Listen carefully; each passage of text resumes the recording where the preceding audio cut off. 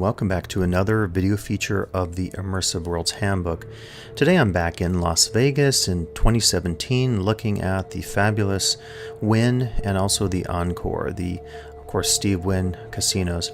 And as we're looking at one of the newer features to adorn the strip here, this fountain complete with music, I wanted to reflect a little bit on my conversation with Joel Bergman, who is very famous for so much of his design and implementation of the thematic architecture on the Las Vegas Strip. And specifically, if you look at the Immersive Worlds Handbook, go to pages 250 to 252 for this extensive interview.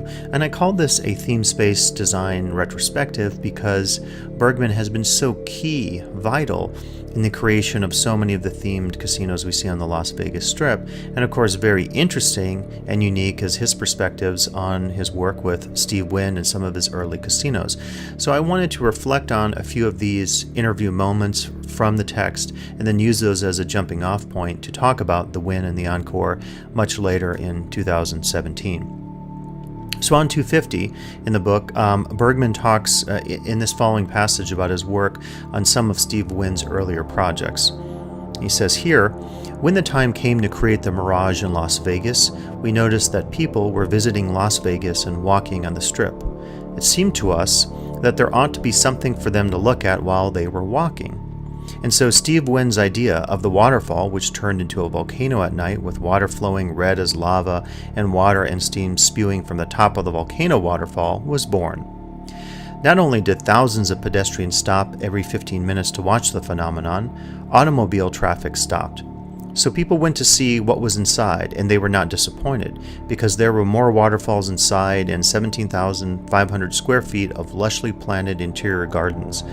They learned of a 1.5 million gallon dolphin habitat, which was later joined by Siegfried and Roy's secret garden.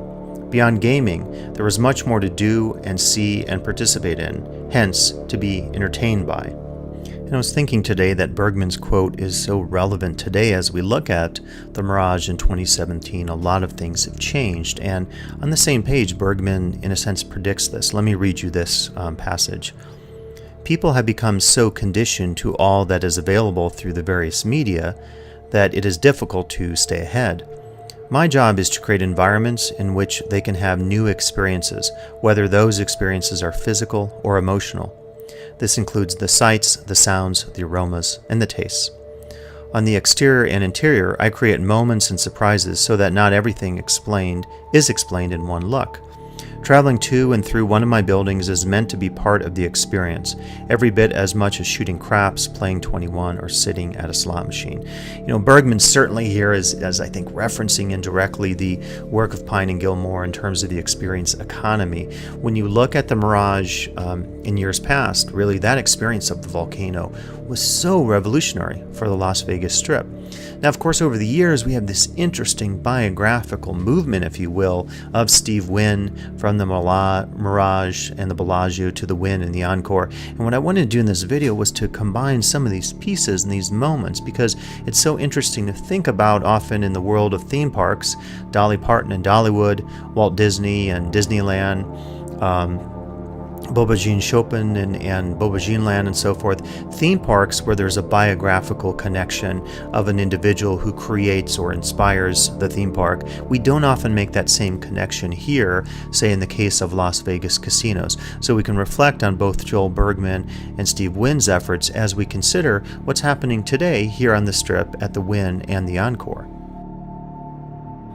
Now, as we reflect on the change that's coming to Las Vegas, I asked Bergman on page 251 of the Immersive Worlds Handbook what he thought of the movement, say, towards the type of design and architecture at City Center and the Cosmopolitan. So I'm going to quote here from 251. He says here, "Guests come to Las Vegas to have fun, to be entertained and to feel comfortable. While the buildings of City Center and Cosmopolitan may be at home in dense big city areas like New York, San Francisco, Chicago, or Miami, they are not visually welcoming, nor are they vehicular or pedestrian friendly in Las Vegas. With the exception of Cosmopolitan, people stay away in droves. They prefer the visual and physical accessibility of places like Paris, Excalibur, Venetian, Mirage, and Caesars. And so this is an interesting divide I see, and this is another reason I wanted to reflect on Bergman's work and Steve Wynn, because both of them are responsible for some of the greatest spectacles of the Las Vegas Strip and some of the greatest thematic architecture. For me personally, I would say to you in 2017 that I miss the days of thematic architecture, the movement away from place-based architecture. Look at the Paris on the Strip. Right now, the transformation with the Budweiser Beer Garden, we're moving away from some of that design. And I would argue to you that what you're going to see at the Wynn and the Encore today, as marvelous and spectacular and beautiful as it is, I feel like we're getting more abstract in terms of thematic design. We're disconnecting symbols and the reference in the world, and that to me is a concern. So that's my editorial today as I use Bergman's work on Steve Wynn's casinos to contextualize what we're seeing today here at the Wynn and the Encore. And so I thought it'd be vital actually to have some of Bergman's context in mind when we look at the Wynn and the Encore today. One of the things that I think is amazing to think about in terms of Las Vegas Strip is the context of change. And in this passage from the Immersive Worlds Handbook, just a page before that, I think on 248 or 249, I talk about some of the issues of change. Change in terms of your clients, in terms of your guests, how you always have to keep up with the competition. As we look at some of the water features here, this waterfall is a primary feature that certainly was there when the casino opened. If you previously saw that image of the dancing waters on the Strip, that's actually new, and I recall riding the Deuce along the Strip, and I saw it for the first time, and I immediately was drawn to it. And that's one of the things I think that Bergman was getting at in his interview in the Immersive Worlds Handbook, is that you have to have something that has a performative or emotional or experiential side to it. This will attract people, right? Whereas maybe he's saying in his interview cynically, albeit, that with City Center, with the facades, people are not excited by that. I guess I would differ a little bit and say some people are excited about that, but the question becomes, which guests are you playing to? There's a big risk going on with City Center, maybe a little less so with the Cosmopolitan, and I would say with the Park MGM and the new park area that's being redeveloped in front of New York, and Monte Carlo. We're seeing a dramatic movement away, I believe, from place-based architecture, thematic architecture of the past. I think it's a bad move in some respects, but again, we'll have to see what plays out in Las Vegas. Now you see inside here, the Wynn, there's still an effort, I think, to maintain some of what we saw, say, at the Bellagio.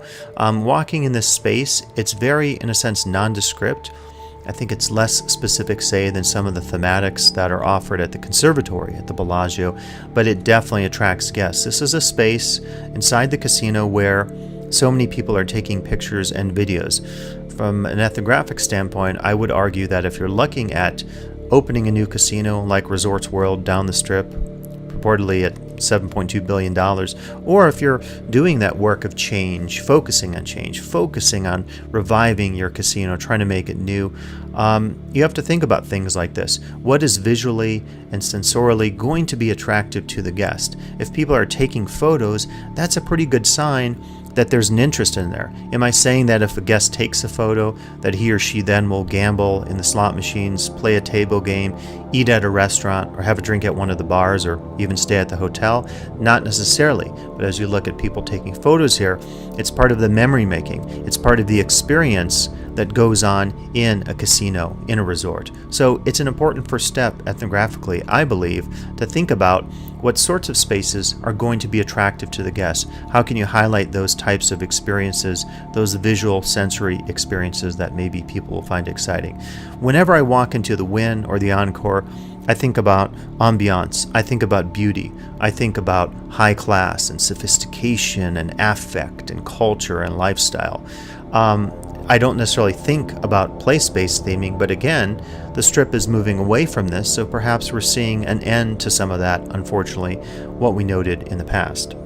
Now, as we continue to look at the amazing waterfall outside, previously I'd done a video on this area. It's been altered over the years since my last visit, but it is one, I think, where you have a visual and colorful spectacle.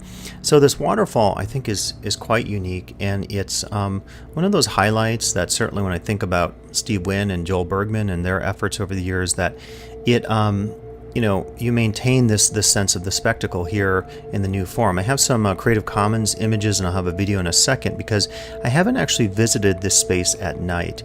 It's pretty amazing during the day, but at night what they do is they have holographic projections, music, a light show. I mean, visually it's quite stunning, and you'll get a chance in just a second to look at this Creative Commons video. So it's one of those things I just haven't had the time to come to this part of the strip late at night. So you can see what they do is they turn the waterfall into a screen, a projection screen. There's also projections above. Pretty amazing. And this is, again, an indication that I think you can do some things in Las Vegas that are a bit of homage to the past in terms of the spectacle, but maybe not as over the top if we think about the volcano. So this is more subdued, I would say.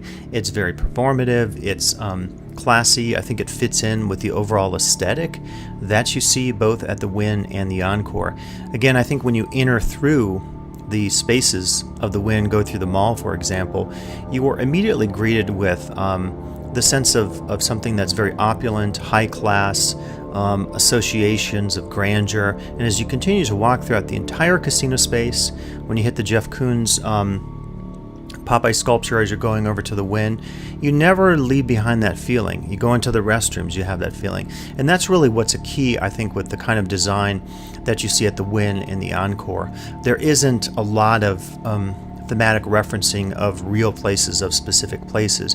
And in that sense, I think this is an opportunity for future researchers who study themed immersive spaces to really think about the meanings of, say, a space like the Wynn or the Encore relative to what you see. You see these abstract versions of nature. We have a waterfall here, but there's nothing realistic or site-specific or place-specific or ecosystem-specific about it. Likewise, when you see the waterfall outside, when you see the waterfall against the backdrop of the rocks, it really does give you a sense of place, but it's a very a-specific place. And my initial thought in the video, I call it thematic architecture with a question mark, because as Bergman relates in his theme space design retrospective, we may be seeing an end to the types of theme spaces that were familiar to us in the past.